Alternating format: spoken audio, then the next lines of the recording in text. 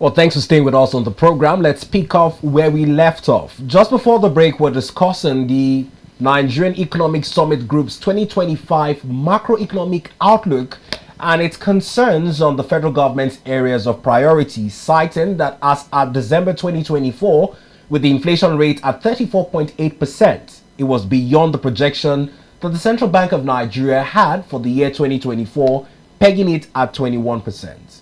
Well, joining us now in our studios is our newspaper reviewer, Mr. Ilorin Mohammed Jinadu. Good morning to you, sir. Good morning, nice to be with you. Well, it's wonderful to have you here in the studio. You have listened to the prelude to this conversation as outlined by Bito right here. What are your thoughts exactly? Basically, when it comes to inflation, we've had that issue. The challenge had been how to lower it, which has actually affected most of our economic activities and impoverished our people.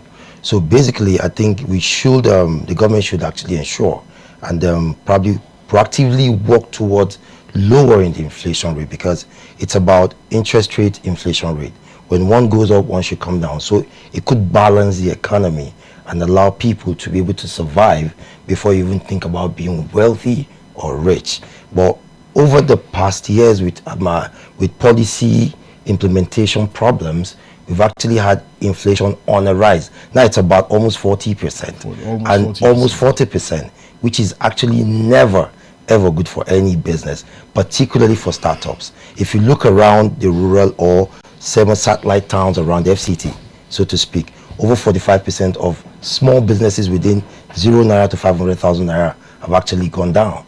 So it's a serious issue that we must take serious steps to curb.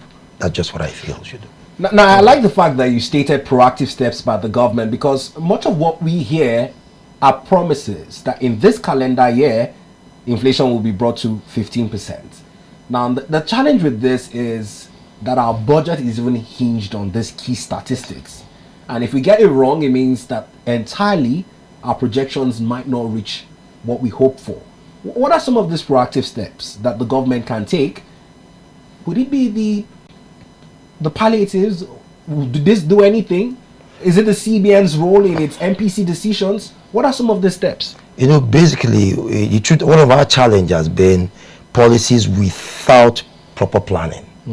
And the Nigerian context, to be honest, without saying one government is better, because it's in continuum. So it has always been policies and not taking cognizance of the reality of the impact of those analyses they do on papers. And what are the things we need to do? It's take for instance these tariffs on probably telcos, these little charges on bank transaction. If you can do that a little bit, lower it down, I think you'll be impacting more on the larger number of people, of the community and the populace at large. But if the banks are to really align towards helping people grow, they know what to do. But these bankers, okay, take for instance what you're hearing from Serap. Why is there a 50% hike? As much as that, from 11 naira to 16.50 kobo, that 5 naira 50 kobo, it's a lot. It's a lot. Because it takes those small minute numbers, multiply it by the amount of Nigeria is the market. So what these businesses do is they actually are in discordant tune with the government policies, and it seems some of the government officials are culpable. They find it difficult to put the hammer on this company. So the work is about not the policies, but it's about actual plan, timeline, and sanctions that safeguards, helping Nigerian consumers, Nigerian market, Nigerian economy, those particularly small economies, to grow appropriately before they become multinationals. Now still talking about policies and all of that. The argument mostly on the table is that Nigerians tend to throw money at any problem that comes up, and this is one of such many problems where to the ordinary Nigerian on the streets, he probably doesn't understand what inflation rate is. He doesn't understand what interest rate is. All these indices and how they work out.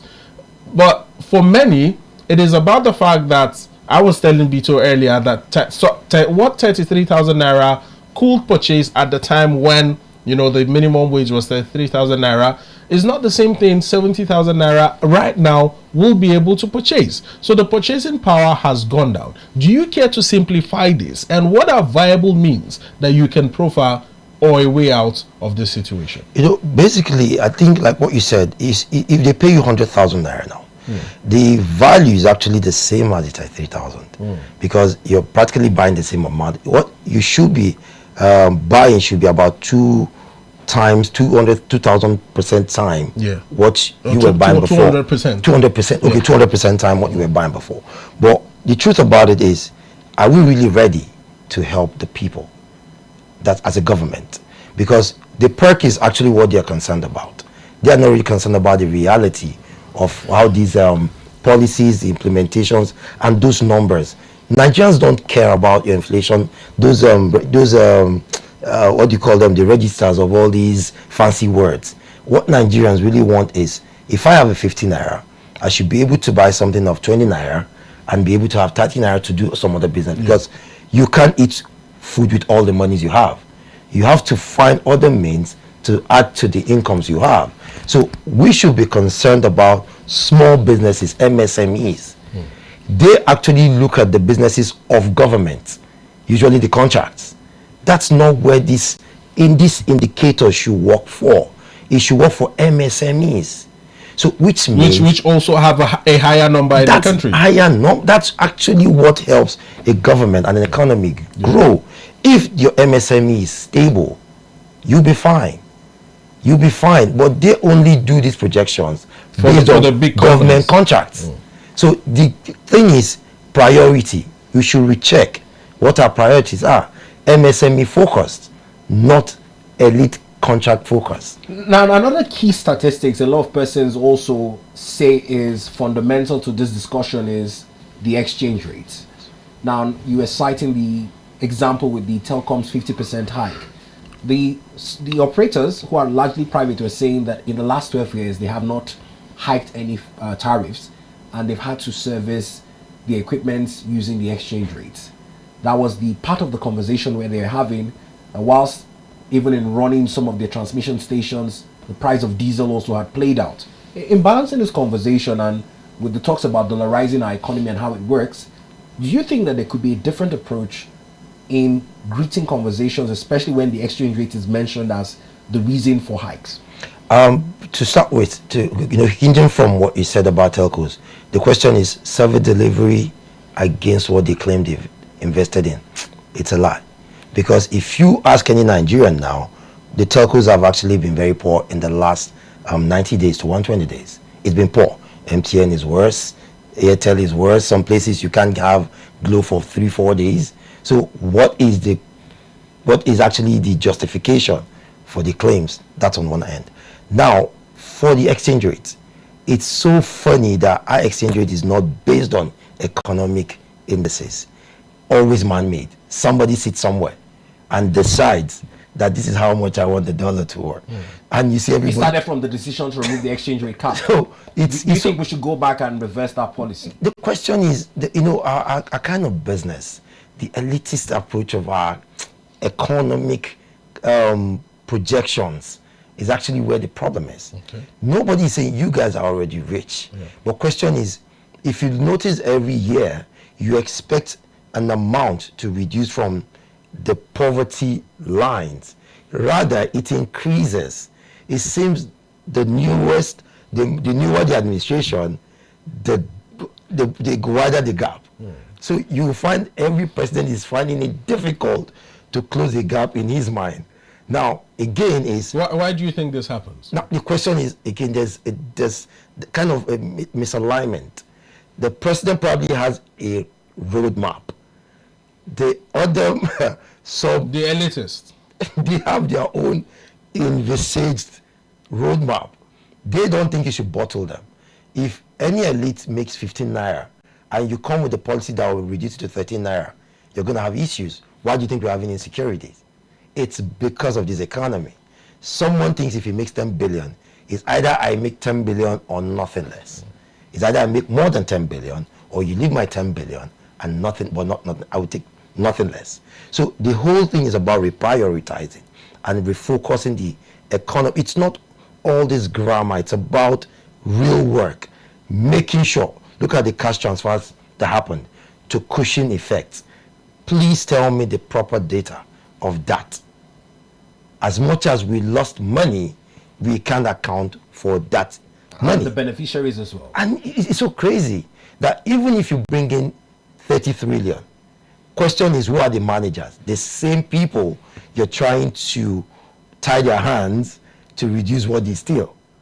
It's difficult. It's impossible, not just difficult. It's impossible. It's impossible because they are the gatekeepers, and while gatekeeping these funds, they will certainly not allow you meddle into their monkey business. So the question is, look, we really have, I think what we do is we have an amazing blueprint with so much overlapping and But people complain that this current administration does not have an economic blueprint. It's part of what the NSEG said, that they yet to see President Bola Ahmed Tinubu's economic blueprints, medium term, long term. Do you think it's a major issue as to why we are having some of these faulty projections? Now you see where the problem now is. The quagmire is actually with academias. It's all about research and development. It's actually elusive when it comes to Nigerian conversation. Where are the academias that should actually, provoke these controversies, where you ask questions before policies go through the incubation up to enactment? Now, academias are actually not visible, particularly when you're talking about policies. It's always when there is a summit, you see them go there, present papers. They are actually the ones, based on the knowledge of this kind of situations, to explain to Nigerians in the simplest of terms that, look, these are what they mean. Take, for instance, the tax reform bill. We're just actually scratching what the understanding is. Yeah. Nobody really understands it. But And that's why it's a huge bone of contention. It's a bone of contention. The governors, who are actually supposedly the best of administrators, are confused about the VAT sharing formula and all so of that. the question now is, you're asking the woman that sells tomato, or you're asking me, who practically has nothing to do. I just need to understand the impact to me. I don't want to know all those grammars. All the intricacies of It doesn't concern me. Now, the reform is difficult to understand, very ambiguous. Now, you're telling me it's simple. How simple? It's how much do I buy the fuel at the gas station? How much do I buy gas to cook? How much do I buy toothpaste? That's what I understand. It's not the tax reform conversation I'm taking from here to do what? What are we saying? Over the years, beyond Abuja, to be honest, our states are not actually representing these policies that they claim is actually working. So there's a serious misalignment, which I think probably it has to do with lobbying. Politics about lobbying. Yeah. So the president probably has to do a lot. And his economic team should do the best. There's always a kind of a mismatch. They tell you they have medium or channels to engage with people, but they don't. The media is there. Come down to the people through the media and have conversations. I'm certain you would have reached out, and some of them won't be available when you call them to explain these things timely and accurately. So I think we need to actually reprioritize. The blueprints might be there, but the question is the channels of communication, implementation timeline, and the impact analysis. Those are the things we need to check. Now, moving on to another issue in the news, whilst we always talk about the priority of the economy in terms of what it means for Nigerian pockets and households to be able to afford their basic amenities, is also government's role to provide security. Yes. Now, counter-terrorism efforts have been ongoing for over a decade now in Nigeria. Now, the hotspot in the northeast now has been Borno. With the army's efforts, it's the death toll to the military and civilian joint task force. This morning, more than 4 newspapers highlighted that, yes, terrorists in their numbers, over 70 were killed, but the challenge was that the army lost 22 of its soldiers who paid the gallant price of service to its nation. These conversations on how to end terrorism is also tied to illegal mining. in Niger State, there's also the sad news of a dynamite explosion. These conversations continue to, if not in 2 weeks' time, in a month's time, we'll still see another figure. Yes. With most of these bandits even bold enough to go on the onslaught and the offensive into military camps where they're situated. Is it a change of approach? What does the Nigerian military need to do to win this war? First of all, I think we should stop this denial propensity, because insecurity is business. It's the truth. Once there's insecurity in the land, someone profits, and it's all of the facet of the of the government business that makes money from it, from the managers of those affairs, from the procurement contractors of military wares, to people who enact laws that, it's big business. Because if all this onslaught cannot reduce and give us, peace and safety, it means there are syndicates profiting. And if you know the amount, every budget, check defense numbers. It's usually highest. So what are you getting money for? The security vote. Why are you taking it? These are very pertinent questions, and one of the major arguments that spring up mostly from the DHQ or spokespersons of the military is that the Nigerian military is very big, it's wide, operational costs are there, and sometimes the amount of money being allocated for defense within the budget ends up not even being enough for them to be able to, well, these are arguments that I've heard in the past, end up not being enough for them to thoroughly fight through to the very end with this terrorist, citing also some certain external, backup in terms of sophisticated armory and weaponry and all of that from the side of the terrorists. Now, these are not justifiable excuses, but what are your thoughts on comments made by the military with regards to this? We have the state security services. We have the NIA. We have a connection with Interpol. This is it. You have the intelligence outfit for two reasons. One, internal security, and to curb whatever interference is coming out. Externally. Now, are you telling me if you travel to US today, before you're landing, they already have your profile? Why is Nigeria the most porous place? It means our intelligence is poor. Yet, they claim they know what they do. Because why should we be spending too much money to fight insecurity internally when it should be the amount used to fight external aggression? Like I said, it's a business. There's no doubt that if we are really ready to start naming and shaming honestly, without bias, this thing will stop. Well, now, the mining sector, apologies, the mining space that you're talking about, how many farmers do you see own mining spots? Do you own a mining spot? I don't. So elites own mining spots. Doesn't own a mining spot. You don't own a mining spot. So they have the wherewithal. They can bring in export rates without going through the normal channels, which want just a signature. That's who we are to ourselves. So the question is, and these bandits, so to speak, are sons and cousins and brothers and fathers of most of these people we're talking about. Most of gone are the days when you do a terrible thing within a community, your brother, your elder brother probably will smack you outside, not even inside. But now everybody is pampering. Some of the rich kids are part of this business. Is the truth. But you can't say anything because they are not ready to get it done. But imagine as a media person, if you go out, name anybody, the way they drag you with the same security apparatus that you pay for, that you help as a taxpayer sustain, you'll be so embarrassed. Now the question is, insecurity is serious business for a lot of people. Are we ready? Once we're ready, I'm not sure 90 days, this will stop. Well, let's hope that in the coming months or even years we'll be able to see an end to the insecurity terrorism in the northeastern part of the country, it's been 16 years, 2009 to 2025. That's money. Nigerians continue to grapple with this very, very terrible issue, and every now and then figures continue to just spring up. Oh, the Nigerian army has lost a certain number of soldiers, and meanwhile the terrorists have lost a huge amount of soldiers.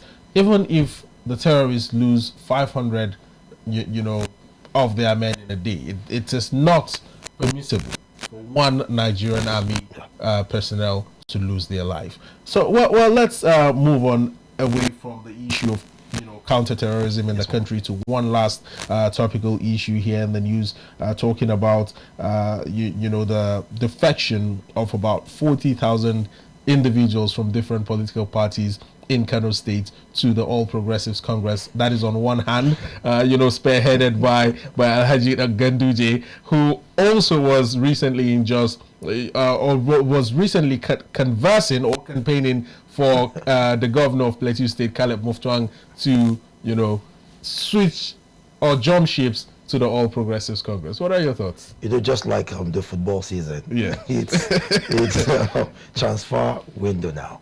It's a norm, which is a shame for me.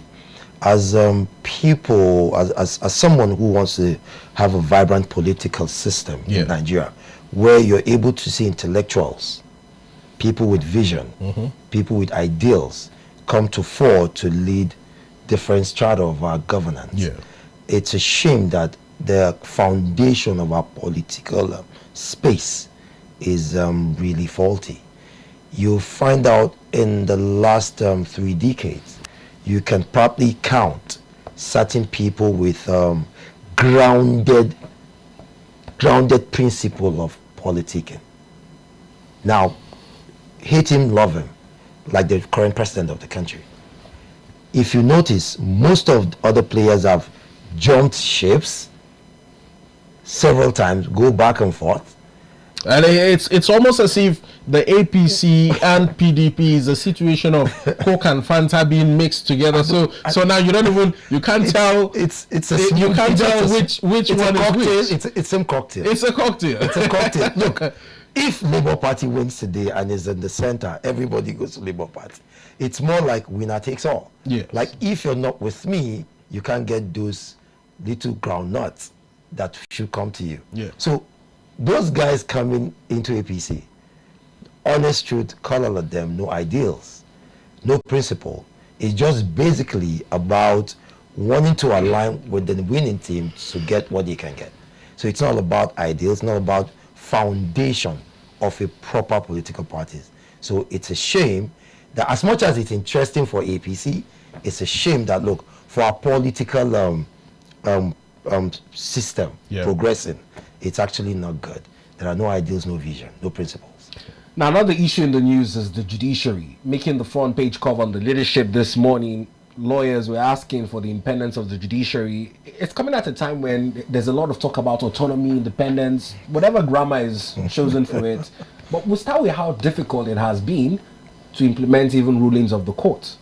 Now, the Supreme Court gave its judgment on local government autonomies, and all through last week, a lot of disquiet was on the fact that one of the precursors to ensure this autonomy seemed to be working, which is direct accounts of 774 local government councils, was yet to even be opened with the CBN. People blamed bureaucratic bottlenecks. People talked about how the NFIU would be in charge of monitoring the process, but what stopped the local government councils from being able to even open direct accounts with the CBN? So when you hear this talk of judicial independence, local government autonomy, what does this do for your public trust and faith in the institutions? And to start with, there's this saying that judiciary is the last hope of the common man. But no, that's not it. The real talk should be judiciary is the guardian of the elites. Because how many common men can actually afford a good lawyer? So the question is, how, like I said, it's all about service delivery. You measure it with what you're asking for. Right now, the Nigerian people can't even touch you, can't access you, can't even get help from you without having the wherewithal. Yeah. Now, if you now have that supposed independence, who can afford you? So the question is not about independence. It should be focused on service delivery. Take, for instance, the autonomy, local government autonomy case. Shouldn't the judiciary be making sure governors, take for instance, they have a board, they have a community. Yeah. They should force the governors, take them to court, fight for the people. Those are the causes. You're actually fighting for the economy of your pocket, because independence means nothing. Have you really served the Nigerian people? Have you given the trust, like you explained? Once you do these little baby steps, Nigerians will ask these things for you. Yeah. You can't be a judge and jury on, in your own case. That's what they say. So it's, in your opinion, it's not just about ensuring that fair judgment is delivered to the Nigerian populace, but rather having that financial independence, much like the local government, autonomy, which is an administrative and financial autonomy. The judiciary wants that financial autonomy away from the federal government. Is that your opinion? That's what, like I said, it's about, you measure these things. What you've been given before, how far have you served the people with it before asking for more? It's as simple as that. Now you want more money and you want first line. That's the basic story. We want first line. You are part of the judiciary, yeah, barrister. Yes, you are a lawyer, a legal practitioner, and it's also from the angle of ensuring that, on one hand, while we are chiding the judiciary for some of the wrongs that go on within the system, we also take a look at it from the angle of ensuring that the right modalities are taken, the right steps are taken to reinstate that trust that the Nigerian populace has always had on the judiciary. Basically, like I said, it's all about, okay, take for instance, not trying to, let's put it this way. If you notice when cases about the judiciary come up, yeah, the first thing a typical Nigerian will tell you is, or the average Nigerian will tell you is, it's the courts. It's the court and it's money. It's money. It's about money. It's no longer about, are they really doing it fairly? Are they looking at the facts before them? And are they really seeing how to build the trust and confidence of the people? Take, for instance, the election. Now, every Nigerian election, so to speak, ends up in the judiciary. Many people have argued that perhaps there's no use going to the ballots. Perhaps election petition tribunals should just be set up to decide who the winner is. Whereas I think the judiciary should do as much as take these problems far away from them and deal with real Nigerian issues, because they actually see electioneering year as a year of harvest. Yeah, that's actually basically that's the judiciary now. That's what they love. Now, one last question before we let you go. It's important that we look at the angle of the federal government under President Bola Ahmed Tinubu towards instilling an incorruptible judiciary. One of the bills he signed last year was increased pay for judicial officers and whatnot. What do you make of that move? For every institution, there's a way they purge themselves, right? Why is it taking so much work? Again, it goes back to building confidence and trust, because we expect a lawyer to be incorruptible, much more a justice, much more a CG. So the thing is, as a lawyer, you're expected to be seen as someone who is honest, fair. But is that the case? The question is, their work should speak for you. Yeah. Service delivery should speak for you. So it's not about the president pronouncing it. Like I said, there's a misalignment. If the president wants this, does the institution and the players want it? What are the mechanisms that we have to check these anomalies? Is the judiciary's mechanism good enough to check anomalies within its system? So do we now need to have another independent body? Should we say CSOs? Because if you allow CSOs check the judiciary, you will be amazed people that will be culpable. If you allow the media check judiciary, you'll be amazed names that will come to court. So the question is, properly, they should check inward and make sure their mechanism that purges is intact and be seen to sanction people who err, then build confidence with that. And the rest is history. Well, that quite a very brilliant way to wrap up the discussion, Barrister Ahmed. But we must thank you so much. It's been a pleasure having this in-depth and robust conversation with you. Thank you very much. Thank you.